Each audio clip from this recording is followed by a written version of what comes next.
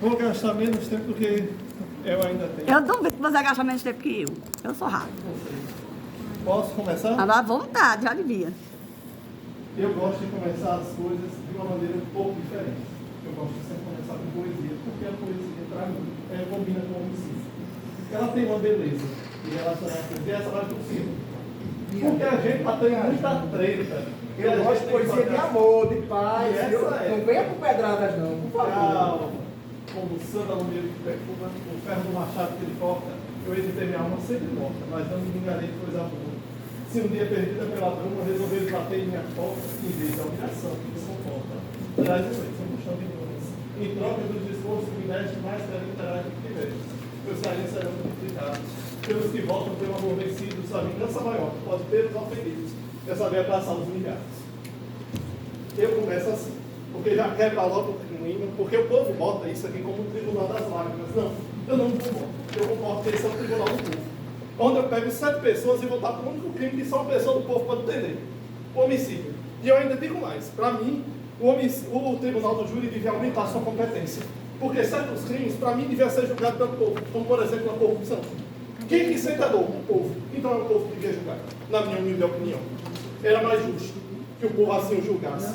Que o povo fizesse entre seus pares. Eu, pessoalmente, no ponto do tribunal do júri, eu defendo mais a tese do direito americano. Para mim, quando o crime é de maior gravidade, que o povo, como parte, o decida. E assim é meu entendimento filosófico e científico. Eu tenho base para dizer que fez ciência. Meu primeiro artigo eu publiquei no terceiro período de direito. Eu publiquei mais ou menos a essa hora. Foi a hora que eu fiz a minha defesa. Já estava anoitecendo, é tanto que eu me lembro da piada que eu fiz. Eu disse, eu não sabia se eu dava boa tarde ou boa noite.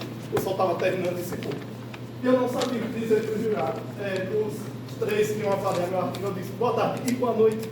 Eu não consigo compreender. Para vocês eu dou bom dia, boa tarde, boa noite. Vocês estão aqui desde manhã. É uma coisa exaustiva. Eu sei que quando chegar em casa vocês vão ter muita coisa para contar. Hoje vocês vão ter. Que o júri atrasou, que ficaram cansados, que almoçaram aqui e que escutaram muita coisa. E com a atenção de vocês, eu juro que eu vou dar meu melhor nesses poucos minutos que me restam. Veja só, doutora Melina foi jurada no meu primeiro júri. Ela foi a segunda, a sexta piada. Me lembro que a doutora Zenilda foi quem me abriu as portas do tribunal do júri e disse: essa é a advogada, tu se prepara, que a bomba é tua.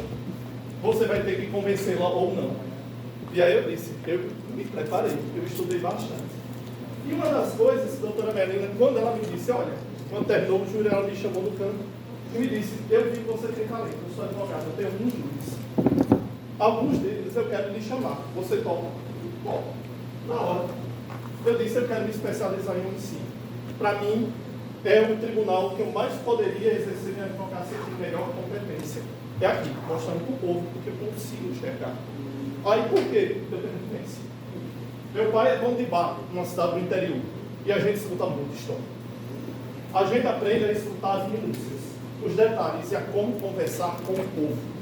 Eu não sou político, não tenho vocação para isso. Mas eu tenho vocação para chegar numa cidade totalmente desconhecida, começar a me apresentar e perguntar: você sabe alguma coisa sobre tal coisa? E o povo, graças a Deus, devido à minha atitude, eles gostam. E alguns deles têm me contado coisas. Nesse caso aqui, quando a doutora Melina me convidou, eu peguei e disse: a gente precisa ir na cidade. E é o mesmo sapato que eu vou usar no tribunal do júri antes de pisar naquele chão, para saber o que eu estou falando. Eu não posso falar bobagem olhando só um processo. Porque um processo mostra sempre uma paridade. Veja só, o nosso Código Penal baseia o inquérito policial num inquérito inquisitório. O que é inquisitório? É inquisição. É você dizer, você é acusado, você é culpado até que você me demonstre. Isso é para a polícia. Isso é um processo inquisitório. Não a defesa, não a contraditório. O delegado decidirá quem é o culpado, se ele achar que assim é. E ele começa com uma inquisição. Ele vai procurar os culpados ou as pessoas que ele considera possíveis culpados sobre o crime. Baseados, não em provas, mas no que ele escuta. Ele recebe a informação e ele reanalisa. Beleza. Depois a gente vai para o contraditório e para a defesa. Quando começa a instrução processual. E aí, doutora Melina, exemplarmente, o outro advogado não era doutor Jefferson, ele foi chamado para aqui para o júri. Fizeram uma defesa. mostraram os elementos cruciais que eu preciso para usar aqui. E aí a gente vai perceber um fenômeno que a biologia vai explicar: o decaimento circunstancial de memória. Vou lhe explicar o que é esse fenômeno. Se eu perguntar hoje o que vocês almoçaram há uma semana atrás, a chance de vocês acertarem é X. Se eu perguntar 2 semanas atrás, a chance é ainda menor. E assim vai decaindo ao longo do tempo. Uma pessoa vai se lembrar dos detalhes que aconteceram com ela em questão de momentos. E depois as novas informações serão reanalisadas e seu cérebro vai começar a descartar as antigas. Aí por que isso acontece, Lucas? Senão a gente ficaria louco. Todo dia que a gente dorme, a gente analisa nosso dia e decide o que é informação crucial e o que não é. E todo dia a gente vive novas experiências que vão somar na nossa memória. E a nossa memória é tudo que temos. Na verdade, há cientistas que dizem que você vive enquanto você lembrar do que viveu. Há um cientista que diz isso, dos que eu vi. Esse decaimento circunstancial de memórias vai eliminar detalhes. Quando ele, o outro acusado, foi perguntado na delegacia, ele tinha uma memória X, mais viva, com mais detalhes, com algumas ênfases. Quando ele vai ser perguntado no tribunal, já houve um decaimento circunstancial de memória.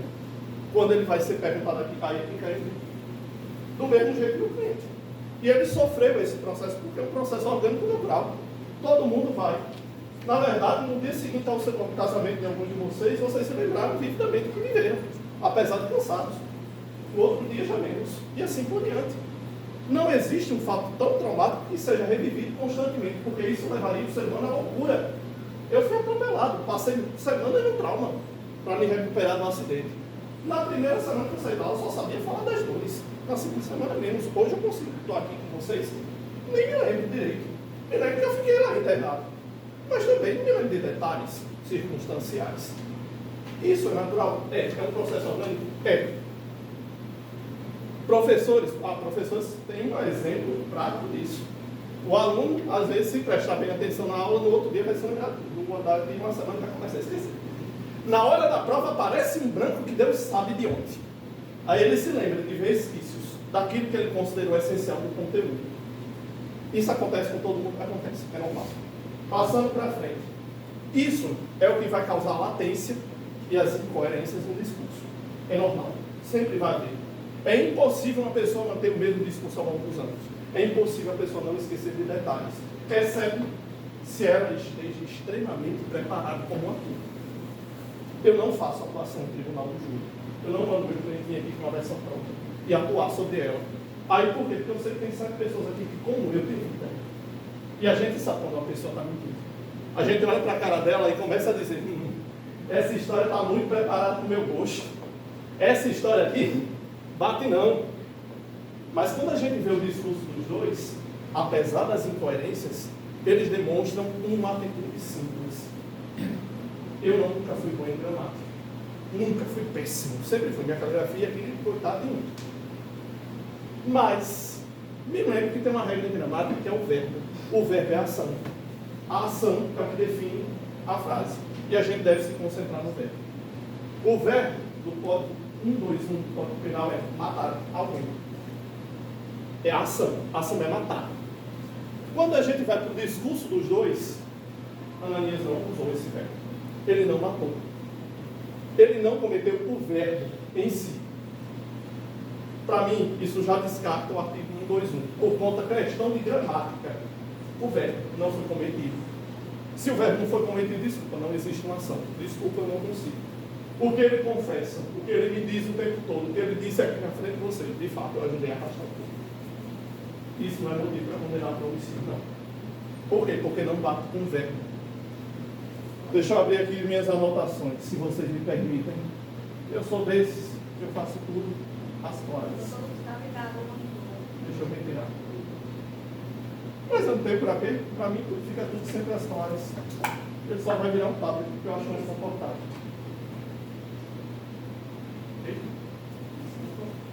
Eu ainda estou aprendendo.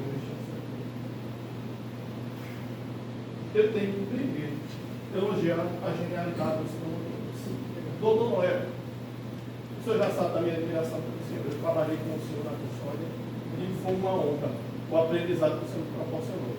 Doutor Hernani, aquela coisa, só me uma coisa. Eu quero ser seu amigo, tenho intenção porque eu sei que você é genial. Se eu um dia for para a banca da promotoria, eu quero ver. Aí, por quê? Porque eu estou vendo que ele possui, em cima da falta de provas, ele chegou aqui com um caso genial. Quer dizer que eu sou um grande mentiroso, então. Não, Poesia para isso. o senhor conseguiu ajustar o caso a seu ponto de vista. Tudo é ponto de vista na Você psicologia. rapaz, me está elogiando e batendo. Tem que usar poesia. Doutora Adriana, eu não consigo não agradecer a senhora pelo tempo que eu fiz seu estagiário. Passei durante 1 ano e meio lá e eu só espero ter memórias positivas com a senhora. Eu admito, se hoje eu sou um advogado, é muito por conta do tempo que eu passei no tribunal. Lá eu via justiça e injustiça. Eu vi o que era determinante para uma prisão. Eu estudei isso. E na prática, porque a gente lidava justamente com a custódia. A gente sabia quem era e quem não era. Na hora. Às vezes era muito claro no processo. E às vezes a gente dizia, esse cara vai ficar na hora e vai sair. Esse cara não vai ficar porque é inocente. Vai sair. E a gente sabia, só de olhar. Os promotores dizem que o Brasil é o país da impunidade. Eu discordo, porque nossos presídios estão cheios. E uma parte é inocente. Para mim, o Brasil não é o país da impunidade. O Brasil é o país da falta de cuidado na execução criminal dos processos. Porque se a gente vai hoje para o presídio Serrotão, aqui em Campina Grande, olha que ele é um exemplo. E eu digo isso porque eu pesquiso isso. É educação para preso. Tem 50 vagas para o cara assistir aula. 50 vagas para um presídio do tamanho do Serrotão, me desculpa, é pouco. É muito pouco. Para mim, na minha humilde opinião, todo presidiário devia ser obrigado a estudar.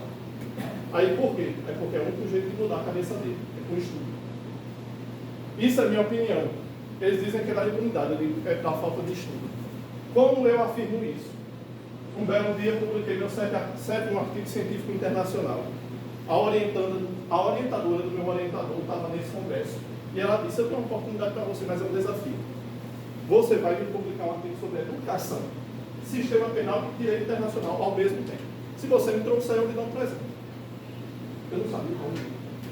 Um belo dia, na custódia, a doutora Adriana estava lá, livre e pede, Lucas, faz esse destaque. Esse destaque é um sistema de monitoramento dos presos. E aí a gente bota todos os dados que a gente tem. E aí eu comecei a brincar nesse destaque, gerando relatórios. Olhando as matemáticas como funcionavam. E matemática e estatística é uma delícia. Ela dá a verdade. Cheguei na seguinte conclusão. Não era raça, não era idade. Era nível educacional. Que levava uma pessoa a ser presa ou não. Quando a gente vai para esses dois, sendo analfabetos funcionais.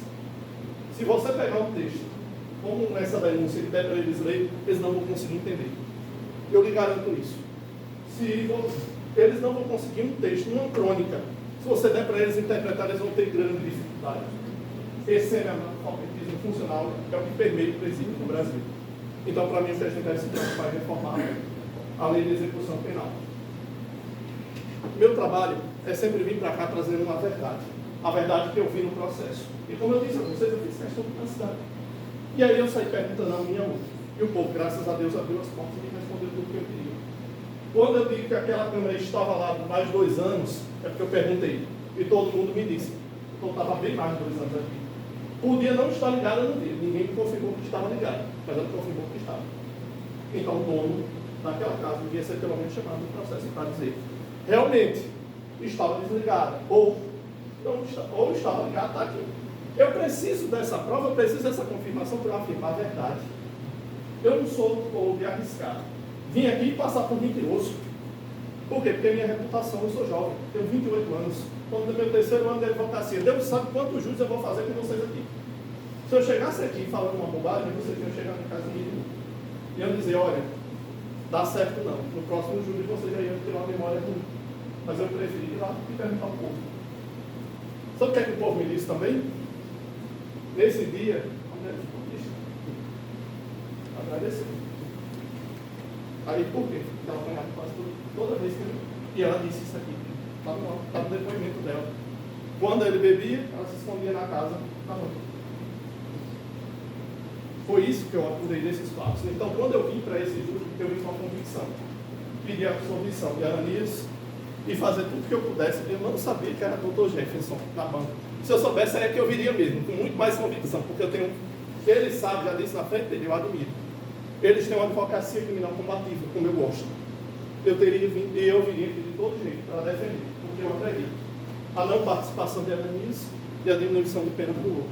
Aí foi, porque eu vi pisando no local.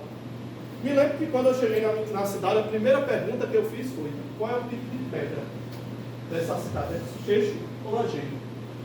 Aí por que eu fiz essa pergunta? De direito, pergunta do xixo ou lajeiro? Porque simples. O ferimento no xixo é perfurante, você bate, ela perfura e só. O do lajeiro é perfuro contundente. Aí, como eu sei disso, eu toda sexta-feira saí com os amigos da UFCG. E numa dessas, um que estudava geografia, contou a diferença entre xixo e lajeiro. Eu decorei, porque foi um fato para mim curioso. E o professor sabe, quando ele mexe na curiosidade do aluno, ele grava a memória. E aquela memória eu gravei. Ele disse: toda vez que você vê alguém se ferir de lajeiro, pode procurar amanhã. Vai rasgar. Agora, quando for xixo, vai perfurar. E aquilo, tudo bem. Eu guardei a minha memória e fui usar hoje. Graças a Deus. Achei uma utilidade. Outro ponto. Existe uma grande socióloga chamada Hannah Arendt. Ela foi uma judia que ficou presa nos campos de concentração. E depois ela vai analisar os tribunais de Nuremberg. E ela chega a uma conclusão sobre os tribunais. Ela disse: muitas vezes o tribunal é um fingimento para condenar o réu. Eu espero que aqui não seja assim. Eu espero que vocês me cedam um pouco da sua atenção para observar o lado humano daquelas duas pessoas. Porque eu trouxe. Doutora Melinda, doutor Gerson já trouxeram o lado humano também da vítima. Mas eu ainda trago o lado humano deles. Que são duas pessoas que estão aqui acusadas, já estão presas há quase 4 anos. Eu peço que quando vocês julgarem, analisem o grau de culpabilidade de cada um, analisem a pena, analisem os detalhes do caso, para ver se realmente há provas ou não suficientes para condená-lo. E sim, eu posso dizer, na dúvida, absolver. Aí por quê? Porque é isso que prevê nossa Constituição. E eu não tenho problema nenhum em citar ela, afinal de contas, meus artigos são baseados em direito constitucional e direito internacional.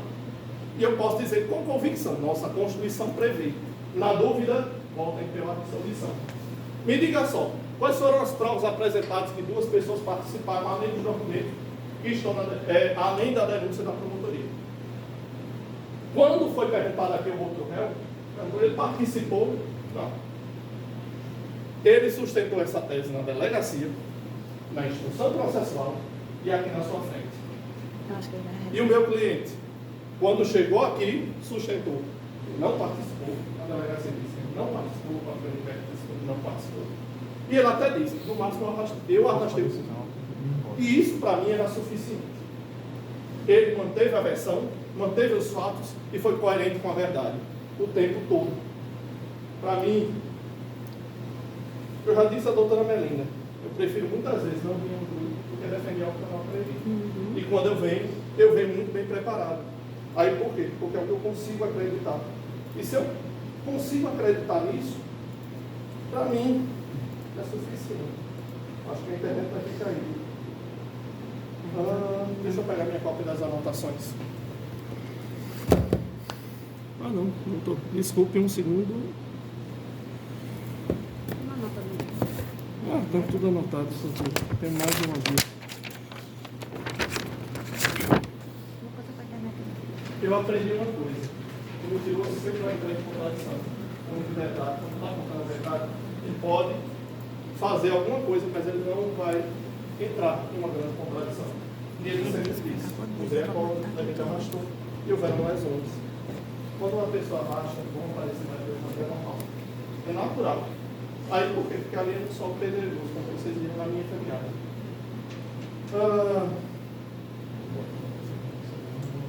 Há mais um tópico que eu quero tocar.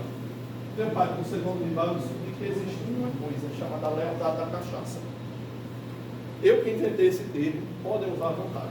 A lealdade da cachaça é uma coisa que acontece. Quando você sai para beber com uma pessoa, você se torna corresponsável pela que ela volta, retorne a casa, de alguma maneira. E eu vejo isso acontecer direto, no bar de papai. Porque se não fosse assim, muita gente hoje está muito errado. O povo leva até em casa, pode estar cambaleando, está, o povo leva, e se torna corresponsável. Me diga só, os dois estavam bebendo, isso é um fato. Beberam bastante no dia. Ele vai brigar, o outro vem, houve um desentendimento e ele pede socorro ao amigo. E socorro, me ajuda. E ele confessa aqui que ajudou.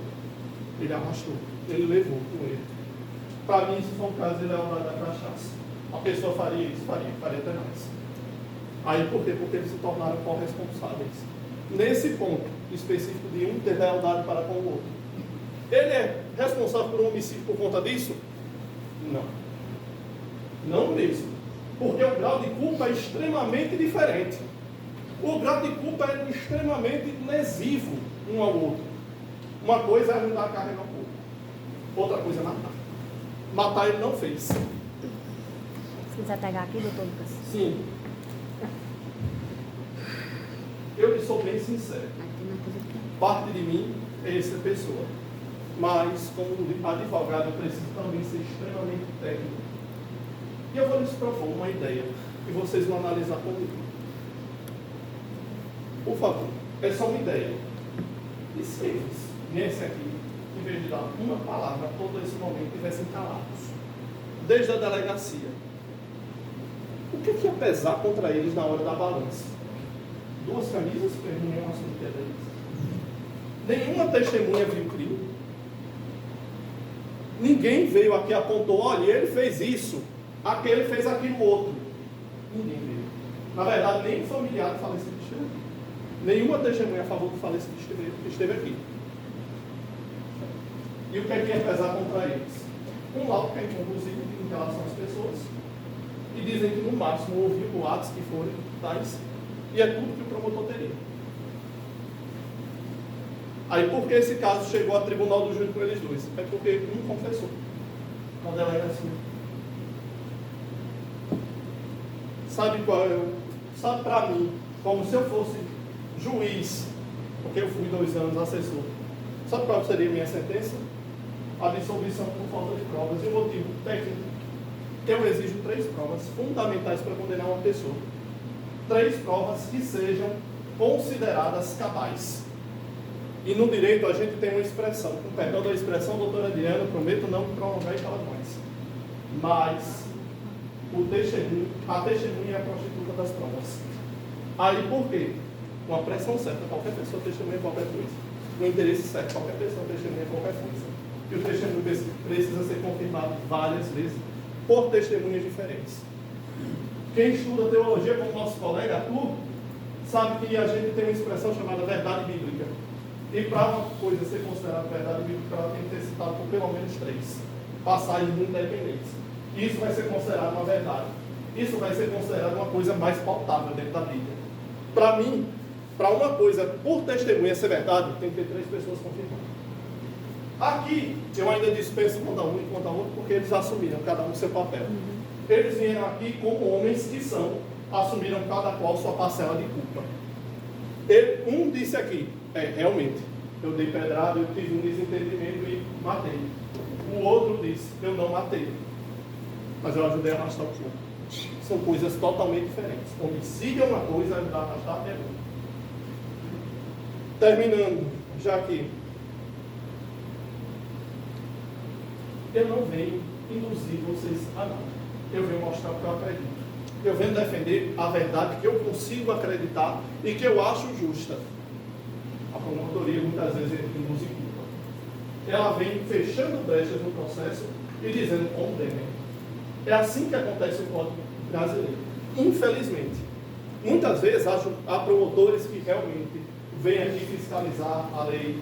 Como Noel muitas vezes já pediu a inocência, como mesmo já pediu a liberdade em audiência de custódia, eu me lembro de muitos casos dele, que ele olhava assim e disse, tu não precisa ficar preso não, porque não é necessário. Hoje, eu discordo parcialmente da promotoria, em algumas de minhas teses. Isso é natural? Cada ser humano tem um ponto de vista independente, graças a Deus, senão deveríamos a mesmice. E quando o promotor vem aqui pedir uma possível condenação, eu não discordo perfeitamente dele. Aí porque se eu fosse promotor, provavelmente eu já ia pedir. Agora, como advogado, eu tenho que ser o primeiro juiz da causa. E quando eu vou olhar como juiz a culpabilidade de cada um, eu vou botar Ananias como no máximo arrastou, É o E crime outro- de ocultação de cadáver, né? É um E, crime outro. sinceramente, 4 anos preso já deu mais do que suficiente para isso aí, para o Código Penal. E o outro vem aqui e diz, eu não quero que tirem as qualificantes. Aí por quê? Porque já houve uma briga, ele já sabia dessa briga, ele participou dessa briga. Doutor, e o fogo? Eu digo, olha, me desculpe, mas eu venho numa cidade do interior e lá a gente vê a verdade. E eu sei, cada um de vocês sabe. Se vocês forem lá no posto comprar um galão de gasolina, vocês é a verdade. Se eu estiver mentindo aqui, pode meter pau em mim, que eu aceito. Mas se eu pegar agora, lá em Salgado, e for comprar um galão de gasolina, eu compro. Cidade grande também. Quando Cidade você já grande faltou, também. eu peguei, comprei, É peguei o fácil. galão e fui embora. Eu digo isso porque quando eu estava aprendendo a pilotar moto, minha moto deu pane em R$2 lá em Salgado. E aí o que é que meu professor que estava lá comigo fez? Ele saiu da moto. Foi até uma casa vizinha de mim, vendo 2 litros de gasolina, que eu boto aqui. Ou pelo menos 1 litro, ele botou assim mesmo, paguei o dinheiro, pronto, botei na moto e fui embora. Se eles quisessem queimar aquele cadastro, queimavam. É fácil. Agora, 2 camisas, como botar o agravante fogo, para mim não cola, não bate. Aí por quê? Porque são só 2 camisas. Para tacar fogo uma pessoa a gente sabe. Eu nasci em junho, todo ano, na minha cidade ainda tem fogueira. E eu vejo a dificuldade de acender uma fogueira. Vocês aqui, eu acredito que ainda tem uma tradição também das fogueiras. Pronto, vocês sabem quão difícil é acender uma. Imagine botar fogo em 2 copos. É um fogo muito grande. Aí não, tem que botar agravante de fogo. Vale muito a pena, é o que ele quer, mas não bate com a realidade. E a terceira agravante, qual é, doutora? Ele nem insidioso cruel, já foi, né? Batida. Não foi. É. Não tem como. Aí por quê? Porque houve uma briga. Ele estava arrumando confusão com todo mundo. Não teve como ter meio insidioso cruel, porque no caso que eles pegaram foi usar a porta para arrastar. Foi um meio para transporte. Ó, que eu quero das requisitações. Muito obrigado. É que eu quero explicar as requisitações, doutor Lucas. Eu explico, depois a senhora passa, tá bom? Ah, A senhora repassa. não. A gente vai dar 2. Eu e a doutora Melinda. Mas eu quero saber se vai a réplica. O senhor vai a réplica, doutor? Vamos? Quando chegar um momento, eu digo se você vai ou não. Se a pessoa vai falar ainda. Vocês não, né? Então não é a requisitação agora não. Quando ela falar que estiver faltando 10 minutos, Pronto. Quando tiver faltando 10 minutos, a senhora me avisa. por gentileza. Eu lhe agradeço muito. Deixa eu Você pegar vai aqui falar, minhas doutor anotações. Não, se você Ah. não falar sobre a apresentação. A requisitação, né? Pronto. Então 10 E minutos aí dá, ele né? tenta Pra colocar a explicar. participação sempre como de igual. E aí eu pergunto. Ele disse, no máximo que ele fez foi lá, está torcendo. Está torcendo, dizendo vai, incentivando, mata. E aí eu me lembro que eu sou torcedor do Flamengo, eu assisto mais futebol faz anos. Mas eu fiquei pensando assim comigo, sentado naquela cadeirinha. E quer dizer que se eu estiver torcendo para a seleção e a seleção ganha, eu tive a mesma participação com o jogador? Não bate. Torcendo. E outra coisa, ele nunca disse, ele estava torcendo. Não, ele disse que ele estava lá. Cristiano Calado até disse que ele pediu para parar. Foi isso que aconteceu. Aí por quê? Porque é o que tem provado. A testemunha nesse caso aqui é o próprio réu que se condena. Ele pega e diz, apesar das provas, eu fiz isso. Apesar da fragilidade das provas, ele vem conta. E aí ele vai colocando cada qual na sua participação.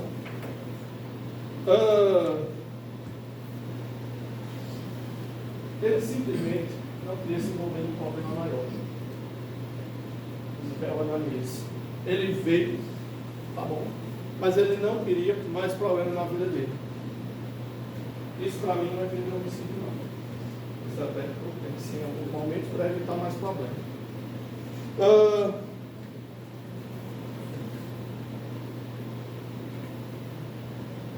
Deixa eu ver aqui.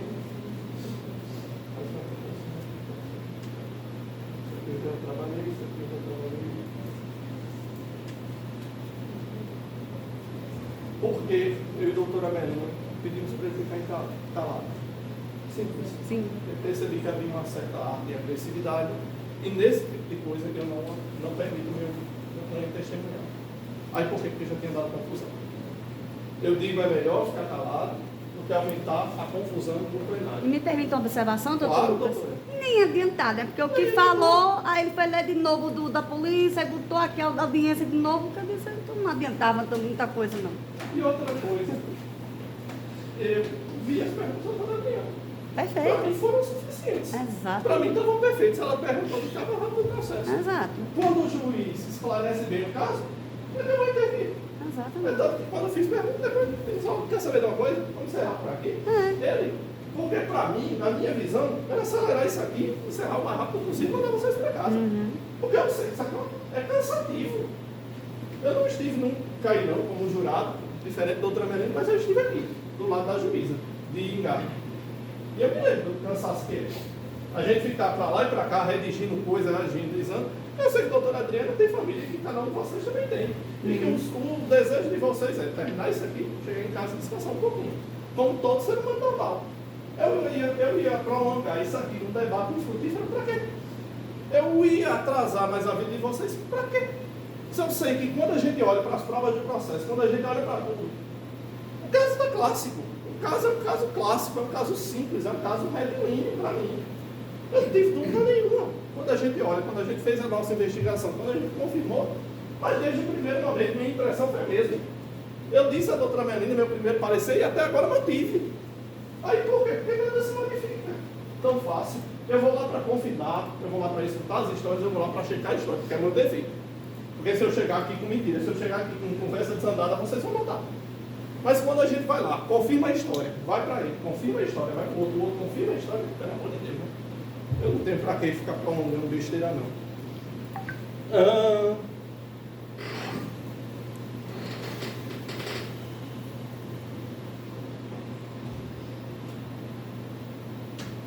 vou finalizando, já colocando vocês.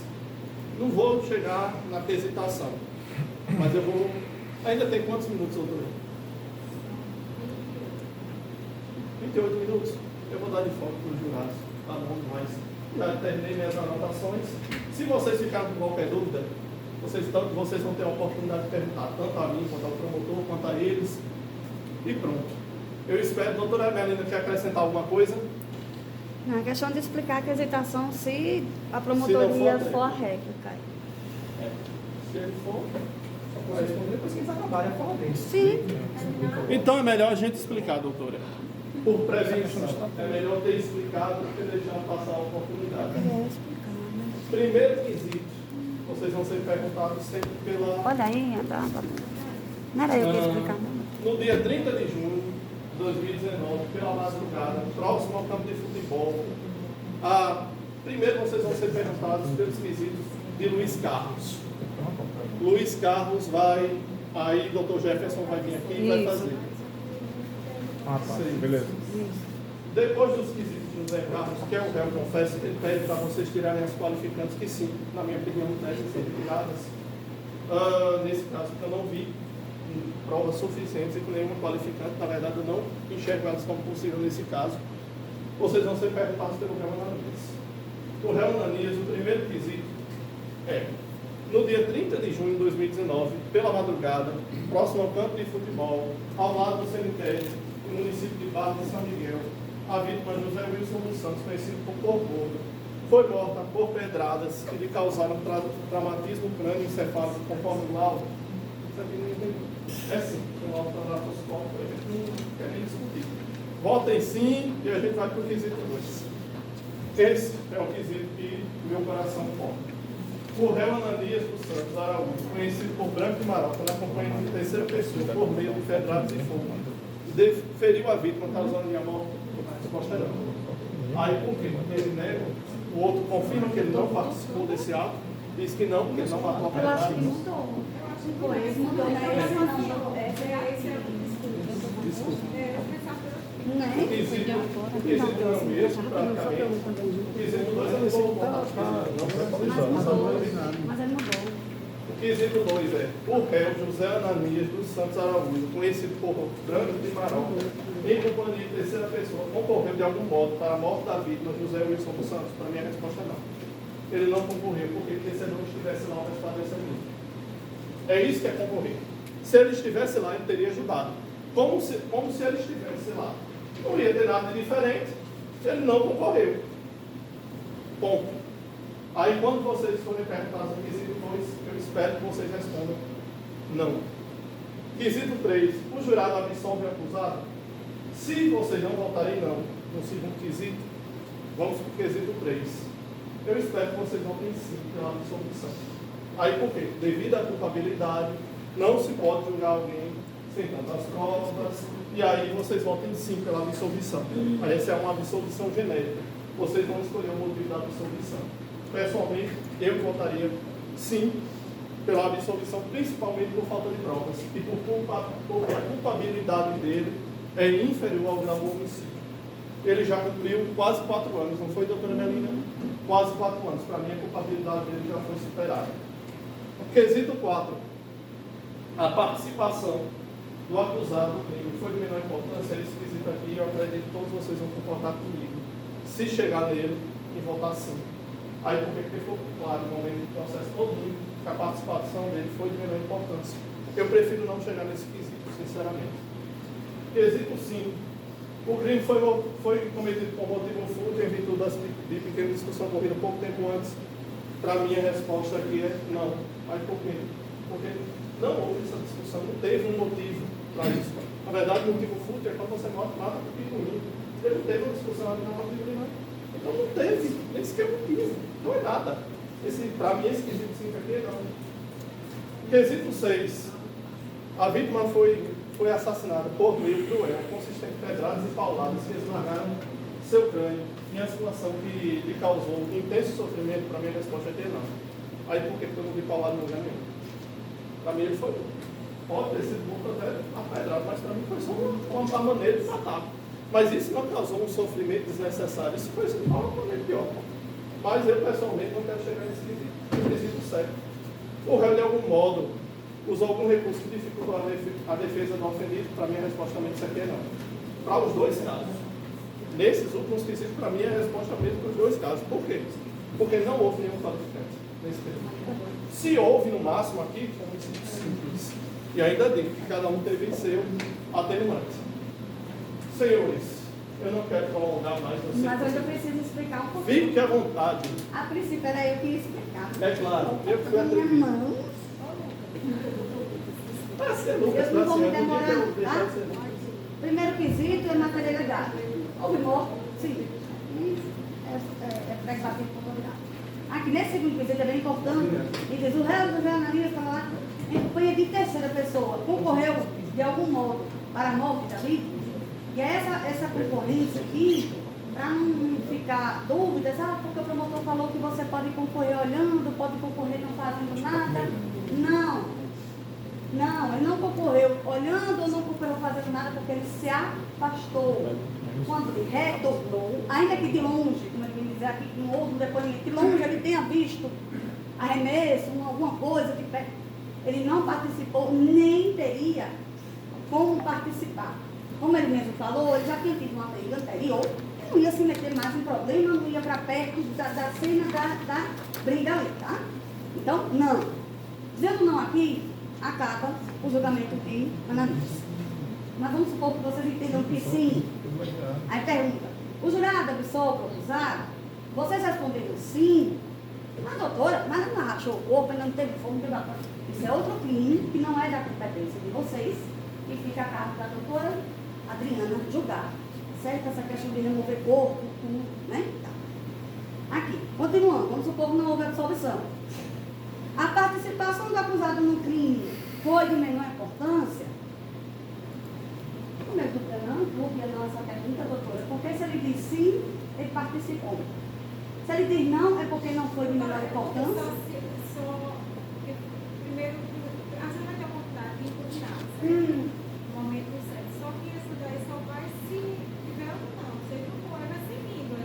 Isso, não, mas é porque eu fiquei na dúvida. Ele já teria. Eu só falei, quando a senhora quiser, a defesa pede um sim, que foi menor importância. O Ministério Público pede um não, que não foi. Aí eu acho que expliquei. Se chegar nesse quesito aí, é porque ele já foi Mas isso condenado. também está na dubiedade. Eu digo que não, ele não participou de modo nenhum, nem de menor nem de maior importância. Sim, mas se chegar nesse Então, quesito, ele já está a senhora não tem essa condenado. tese, então. Entendi. Entendeu? Certo, Aí ok. seria para julgar se a participação dele seria uma diminuição da pena. Entendi, sim, certo. Pronto, é uma tese subsidiária. É, por Pronto. isso ela falou que... Sabe qual é o problema? Mas a tese é sua ou é da juíza? Que eu não entendi agora. Não, Não é minha, não. subsidiária. Eu Dá pergunta. fiquei na dúvida agora, que estava no Não, modelo. isso aí foi negativo. Ela disse que a participação dele foi só ele puxar. Arrastou o justo, mas não no crime. O está sendo julgado por eles é um homicídio. Desculpa, mais uma vez. Eu entendi errado também, doutor. Também, doutor Hernando, não sei se você... Ia colocar uma... Tenho certeza que o doutor Hernando ele também deu o outro lado da moeda, o doutor não era como professor. A defesa, quando traz negativa de autoria, a defesa não traz crédito subsidiário. Ou foi ele ou não foi ele. Não, doutora. Eu prefiro. Eu prefiro não, por segurança. Quando você vem com tese de negativa de autoria, você não vem. Olha, não foi ele não, tá? Tá, vamos supor que você já acha que foi. Então, Não, doutora, lembra faça o daquela seguinte, coisa que eu falei deixa no aí, começo? por favor. Eu sou o seguinte, se eu posso chegar, se eu tenho uma possibilidade de jogar uma última boia, eu jogo. Aí, não, por quê? Eu discordo da maioria da doutrina. Deixa, por favor, esse quesito, por favor, doutora. Eu acho melhor deixar, por segurança. Eu acredito na absolvição, mas... Entendendo pela participação de menores de importância, enfim, o crime foi cometido por motivo fútil em virtude de uma pequena discussão ocorrida pouco tempo antes do crime. Bem, como vai entender, é uma tese subsidiária, mais uma tese. Não, sem motivo. O fator do crime não é motivo não. Ele chegou lá, me xingou, sem motivo não é motivo fútil. Tá? Motivo fútil é aquele que atinge uma honra de qualquer pessoa, ser xingada no trânsito, em qualquer lugar, e que qualquer pessoa, no máximo, revida verbalmente. E ele ali não, ele foi para agressão. Não teve motivo fútil, porque ele foi agredido antes. Se é esquisito, a vítima foi assassinada por meio cruel, consistentes em pedradas e calvadas que esmagaram o seu crânio, situação que intensificou o sofrimento. Esse quesito é bem interessante. O meu cruel da morte não é só um modo como eu matei. O tiro, você dá um tiro, mata. Uma pedra, uma única pode ter matado. Como eu falei aqui, não tinha como a gente provar, logo não foi a fundo, mas ao que tudo indica pelas próprias imagens mostradas para o promotor. O sangramento foi todo daqui, todo o resto ele já estava morto. Tá? Quando você é atingido com uma pedra, para você morrer, você desmaiou, você não sofreu. Ai, a pedra. Leva a pedra, cai do mesmo jeito que a sua bala. Aqui. Situação que ele intensificou o sofrimento, foi o que eu expliquei. Expliquei também a questão do arrastamento. Se houve alguma coisa depois, como foi levantado aqui, não, porque chegou lá, bateu mais ainda, já estava morto, então ele não sofreu com aquilo, tá? O réu usou algum recurso que dificultou a defesa do ofendido? Essa pergunta assim não é nem para cá, porque eu acho que é o caso da denúncia, né? Porque assim, não ficou provado no momento como foi o modo operante, como é que foi, como foi, deu filho, não tem aqui nada que corrobore com essa tese aqui, então também não. Doutor.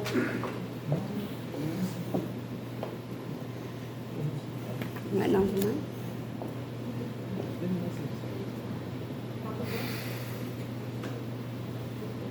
É com vocês agora. Vão fazer a requisitação, não? Não vou analisar a requisitação, não? Não, até porque só para deixar bem explicado. A apresentação está onde? Essa aqui? Exatamente. Ah, Isso que eu acho necessário. Ok. Eu explicar de novo, porque o Sente. nobre juiz vai explicar a vocês se vocês vão votar sim ou não. Porque não é o que é. Senão fica um... Eu sou professor.